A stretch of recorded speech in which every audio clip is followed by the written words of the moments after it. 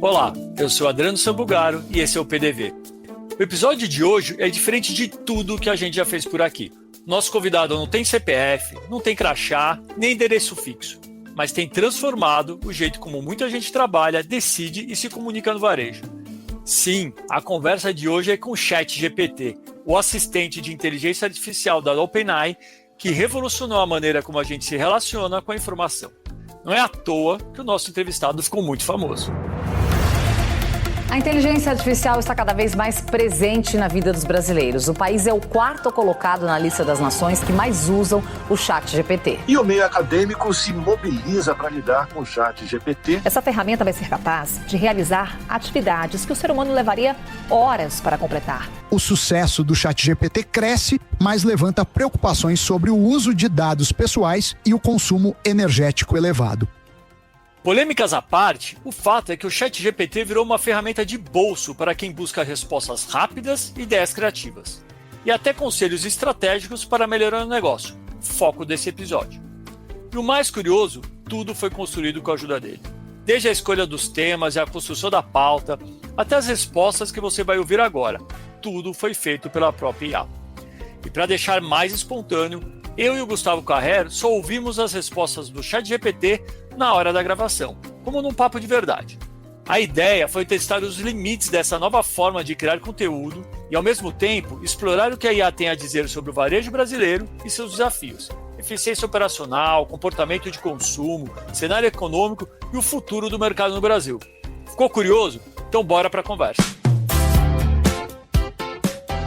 Antes da gente começar a entrevista, preciso ser sincero e dizer que eu me sinto meio incomodado de fazer esse bate-papo assim com você. Eu tô achando meio estranho isso. Uma dúvida, podemos te chamar de você ou como você prefere ser tratado?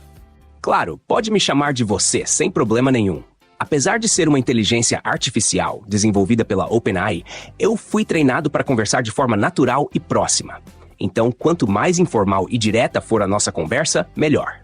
Mas só para esclarecer de vez, eu não tenho sentimentos, nem ego, então não me importo com pronomes, títulos ou formalidades. O que importa mesmo é entregar respostas úteis, claras e que façam sentido para quem está ouvindo aí do outro lado. Sensacional, bom saber que a gente pode contar com alguém que é imparcial e que está cheio de informações para dar para a gente. Vamos lá, desde o lançamento em 2022... o ChatGPT tem revolucionado o mundo digital e a forma com que pesquisamos os temas mais variados. Quando o assunto envolve a gestão do varejo, você consegue listar as 3 perguntas mais frequentes? Ou seja, quais são as dúvidas mais comuns dos gestores do varejo atualmente? Com certeza.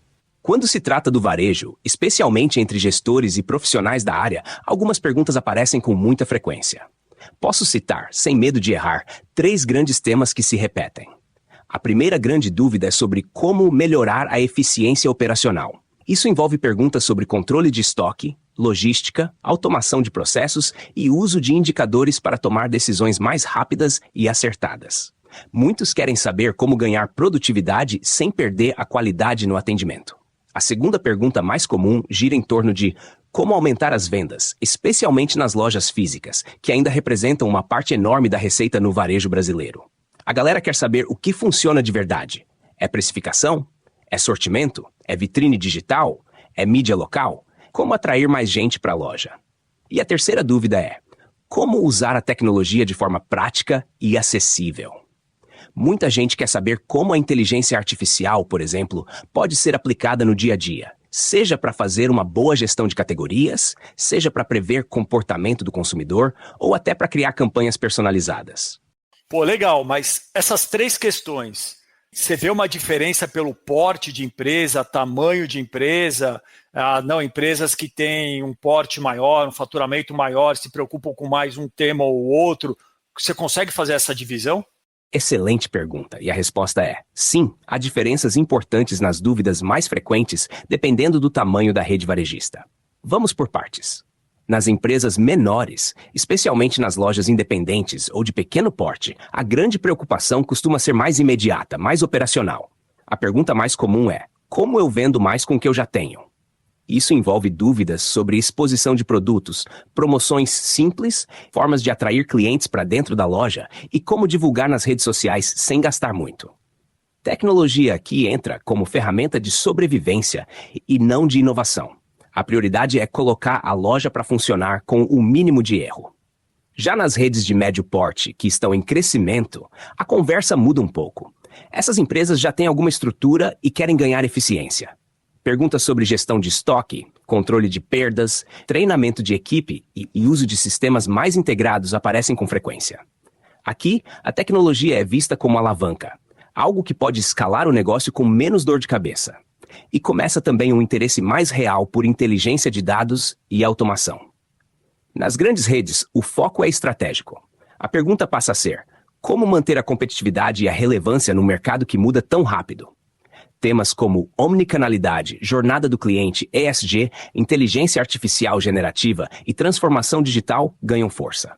Essas empresas querem testar novas soluções, antecipar tendências e muitas vezes liderar a inovação. Ou seja, as 3 grandes dúvidas que eu citei antes, eficiência operacional, aumento de vendas e uso prático da tecnologia, continuam valendo. Mas o enfoque muda conforme o nível de maturidade e o porte do negócio. E essas perguntas veio do mundo todo ou dá para fazer um recorte só do Brasil? Boa. As perguntas eram no mundo todo, sim. Mas o jeito de perguntar e as prioridades por trás das perguntas mudam bastante de um país para o outro. Quando a gente olha só para o Brasil, dá para perceber algumas particularidades bem marcantes. Aqui, por exemplo, a preocupação com custos operacionais é muito mais intensa. O varejista brasileiro, em geral, tem menos margem para erro. Então ele pergunta com mais urgência como cortar desperdícios, como reduzir perdas, como fazer mais com menos.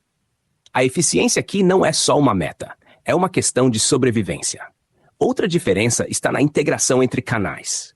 Em mercados como os Estados Unidos ou Europa, o omnichannel já é realidade há mais tempo. No Brasil, ainda tem muito varejista tentando entender como conectar a loja física com o digital, como usar o WhatsApp sem virar refém dele, ou como vender online sem perder o vínculo com a comunidade local. E tem também o fator criatividade na diversidade. O varejista brasileiro, por enfrentar tantos altos e baixos econômicos, tem uma resiliência impressionante. Ele testa, adapta, inventa soluções, muitas vezes sem depender de grandes estruturas. Então sim, as dúvidas são universais, mas o jeito brasileiro de fazer varejo e de buscar respostas é único. Analisando a interação dos profissionais do varejo, tipo de perguntas e situações descritas, como que você avalia a maturidade do varejo para lidar exatamente com você mesmo, inteligência artificial? Essa é uma pergunta excelente e também complexa, porque quando a gente fala em maturidade digital, não dá para colocar todo o varejo no mesmo patamar. O que eu posso afirmar, com base nas interações que tenho tido, é que há uma crescente curiosidade e abertura para entender o que a inteligência artificial pode fazer. Muitos profissionais já não veem a IA como algo distante, futurista ou restrito às grandes corporações. Eles querem aprender, experimentar, entender como aplicar no dia a dia. E isso, por si só, já é um sinal claro de evolução. Por outro lado, existe um desafio enorme de infraestrutura, cultura e qualificação. Algumas empresas ainda não têm dados organizados. Outras não contam com times preparados para interpretar esses dados, o que dificulta muito a aplicação prática da IA. Resumindo, o varejo brasileiro está caminhando e caminhando bem, mas ainda tem um longo percurso até atingir um uso estratégico, estruturado e contínuo da inteligência artificial em todos os níveis do negócio. Pô, legal. A gente sabe que o varejo tem muitas caras. E aí me surgiu uma dúvida aqui sobre, também dentro das redes, os perfis. Você tem diversos segmentos dentro do varejo, enfim.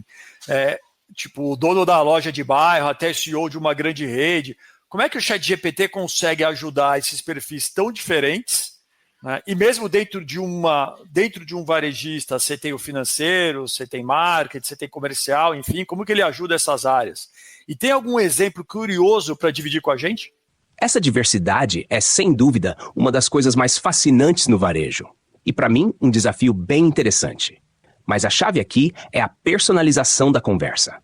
Como inteligência artificial, eu consigo ajustar a linguagem, a profundidade e até o tipo de resposta com base em quem está do outro lado.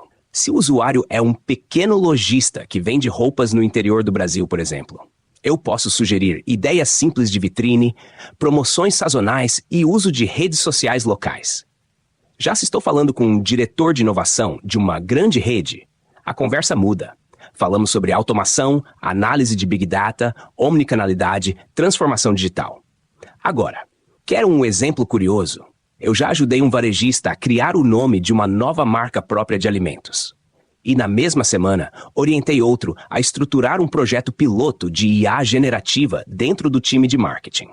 Ou seja, o ChatGPT consegue atender do balcão ao boardroom. Pô, legal, Chat. Agora uma curiosidade. Qual área dentro do varejo você vê que mais te utiliza e onde você acha que você consegue contribuir mais? É o comercial, é o marketing, é logística? Quanto às áreas que mais têm usado meu serviço no varejo, dá para destacar algumas com bastante clareza. Marketing e trade são campeões de uso para criar campanhas, gerar conteúdo, testar ideias de comunicação, ajustar a linguagem por canal, revisar textos, criar nomes de marca, rola de tudo um pouco. Depois vem TI e inovação, que usam bastante para explorar casos de uso com IA generativa, automatizar processos, montar apresentações, estruturar projetos piloto e até explicar conceitos técnicos para outras áreas. Operações também têm recorrido bastante, principalmente para pensar em eficiência, analisar problemas de ruptura, revisar processos de loja, planejar sortimento e até simular soluções. E uma área que tem crescido muito no uso é gente e gestão. Desde ajudar em trilhas de treinamento, passando por revisão de políticas internas, até apoio em pesquisas de clima e desenvolvimento de lideranças. O mais legal é ver que o uso tem se espalhado e aonde tem desafio, geralmente tem espaço para uma ajudinha da IA. Parece muito legal. Dá a entender que hoje todo mundo está usando de alguma maneira o ChatGPT ou alguma outra inteligência artificial que não necessariamente você, para ajudar no crescimento, enfim, entender mais como pode melhorar o varejo. Olhando para tudo que você já viu, dados, conversas, relatórios, tendências, qual seria hoje o maior desafio para uma rede varejista crescer, mas com saúde financeira? E mais, como a tecnologia pode ajudar a virar esse jogo? O maior desafio, e isso vale para redes pequenas, médias e grandes, é equilibrar crescimento com rentabilidade. A tentação de expandir rápido é enorme, mas fazer isso com margens apertadas pode comprometer a sustentabilidade do negócio. Outro ponto crítico é o controle dos chamados custos invisíveis. Ruptura de estoque, perdas operacionais, excesso de sortimento ou campanhas que não geram retorno. E é aí que a tecnologia entra como um verdadeiro diferencial competitivo. Ela permite tomar decisões baseadas em dados e não em intuição. Ajuda a prever demanda, ajustar preços em tempo real, planejar o sortimento de forma mais inteligente, entender melhor o comportamento do consumidor. Quem usa a tecnologia de forma estratégica consegue errar menos. E no varejo, errar menos significa ganhar mais. Pô, legal, mas para eu conseguir ter essas informações e ter esse tipo de análise, eu tenho que te dar os dados da minha empresa de alguma maneira, certo? Como é que eu faço isso sem tornar meus dados públicos, para que alguém que faça uma pesquisa semelhante, enfim, qualquer coisa, tenha informações dos meus dados? Isso pode acontecer? Essa é uma pergunta super importante e que todo mundo deveria fazer antes de compartilhar qualquer informação. A resposta curta é sim. Dá para conversar comigo com segurança, mas tem alguns cuidados importantes. Vamos por partes. 1. Privacidade por padrão. Quando você conversa comigo, os dados não são automaticamente compartilhados com outras pessoas ou tornados públicos. Eu não tenho memória entre sessões. Então, por exemplo, não vou lembrar de nada do que foi dito hoje, se você iniciar outra conversa amanhã, a menos que você ative uma função de memória, que pode ser controlada por você. 2. Nada de dados sensíveis ou confidenciais. Se você for compartilhar informações estratégicas da empresa, como planilhas, documentos financeiros ou banco de dados com clientes, o ideal é fazer isso em ambientes controlados e protegidos, como sistemas internos que usam a API da OpenAI, e não aqui, na interface pública do ChatGPT. Com a API, sua empresa consegue ter mais controle sobre como os dados são tratados, armazenados e usados. 3. Use anonimização sempre que possível. Em vez de me enviar, por exemplo, a loja do João em Campinas vendeu R$22 mil, você pode dizer uma loja de médio porte no interior de SP vendeu 22 mil. Assim você protege identidades e reduz riscos. 4. Ambiente empresarial ideal. Se a sua empresa quiser usar a IA de forma segura e recorrente, o ideal é adotar o ChatGPT Enterprise ou integrar a API à sua própria plataforma. Nessas versões, os dados não são usados para treinar modelos e há camadas extras de segurança e conformidade, como ISO 27001, SOC 2 e GDPR. Então, resumindo, pode conversar comigo aqui com bom senso e cuidado. Evite dados sensíveis. E se quiser uma camada extra de segurança, vale migrar para soluções empresariais. Se quiser, eu posso te ajudar a montar um guia de boas práticas ou até conversar com o time técnico da sua empresa sobre isso. Legal, Chat. Vamos mudando um pouco o tema. Vamos falar sobre economia. Você já tem acesso à informação sobre a atual guerra tarifária provocada pelos Estados Unidos?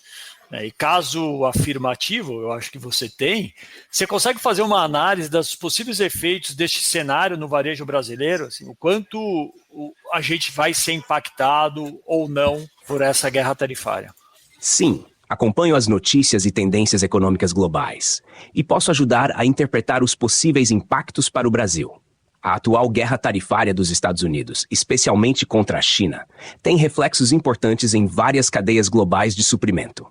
O Brasil, como país que importa muitos produtos industrializados e eletrônicos, pode sentir esses efeitos diretamente. No varejo, isso pode se traduzir em aumento de custos em determinadas categorias de produtos, atrasos logísticos e até mudanças nas preferências de consumo, especialmente se os preços subirem muito. Por outro lado, pode ser uma oportunidade para fortalecer a indústria nacional ou buscar novos fornecedores em mercados emergentes. O mais importante é que o varejista esteja atento, diversifique suas fontes de abastecimento e use ferramentas de inteligência de mercado para reagir rápido a essas mudanças.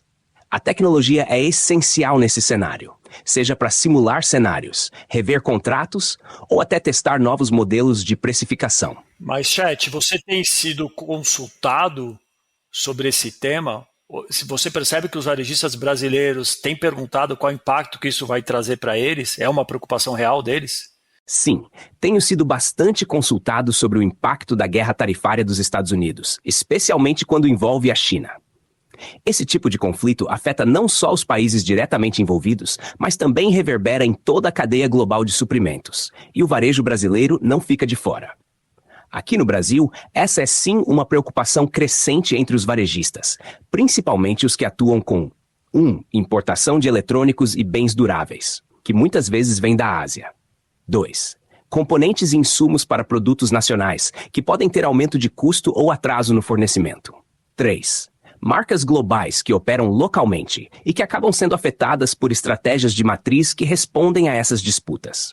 Na prática, isso pode gerar aumento de custos em determinadas categorias, reajuste de preços ao consumidor final, afetando a demanda, busca por novos fornecedores, o que exige agilidade e ferramentas de análise.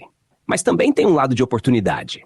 Alguns varejistas brasileiros estão aproveitando o cenário para valorizar mais produtos nacionais, ampliar negociações regionais e rever políticas de sortimento, apostando em alternativas mais estratégicas e menos expostas ao risco internacional. O que eu costumo reforçar nessas conversas é que o uso de dados e simulações de cenário se torna ainda mais valioso nesse contexto.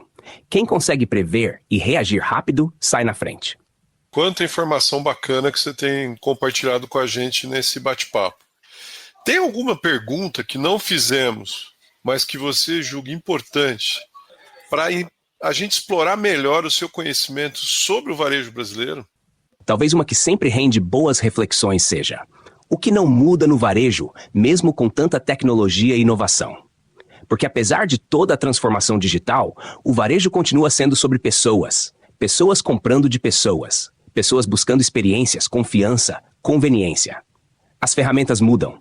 As plataformas evoluem. Mas o foco precisa continuar sendo o cliente. E essa é uma verdade que a inteligência artificial reconhece e reforça o tempo todo. Antes da gente ir para a pergunta final, eu queria ter uma curiosidade.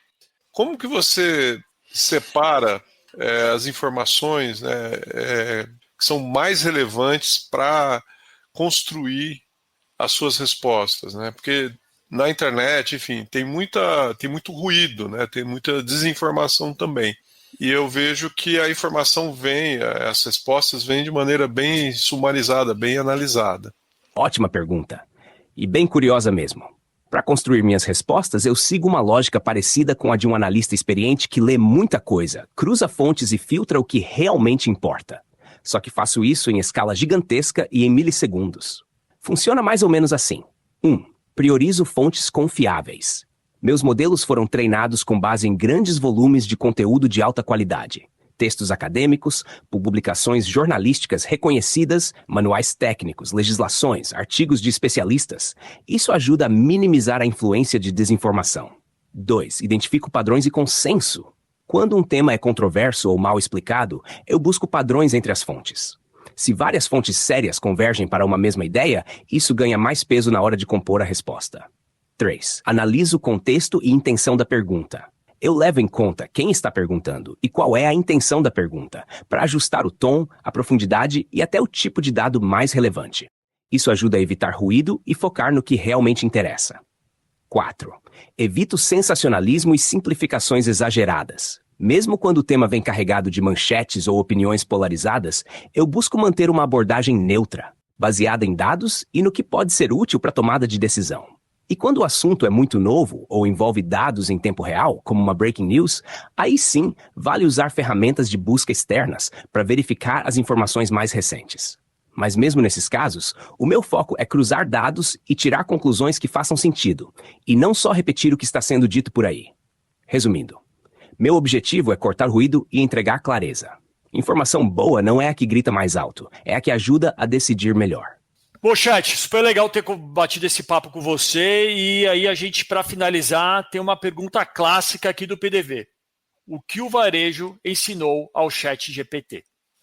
O varejo me ensinou que não existe um único jeito certo de fazer as coisas e que o contexto importa muito.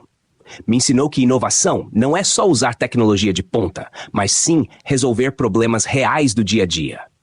Me ensinou também que resiliência e criatividade são características fundamentais, principalmente no Brasil, onde o varejista precisa se reinventar o tempo todo, enfrentar desafios econômicos, adaptar-se a novos comportamentos de consumo e ainda manter o sorriso no rosto para receber o cliente. Se eu pudesse resumir em uma frase, eu diria que o varejo ensinou ao ChatGPT que tecnologia tem que estar a serviço da solução, e não o contrário.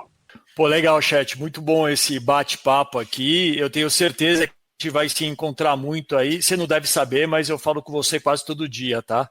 Então, muito obrigado aí por esse bate-papo. Até a próxima.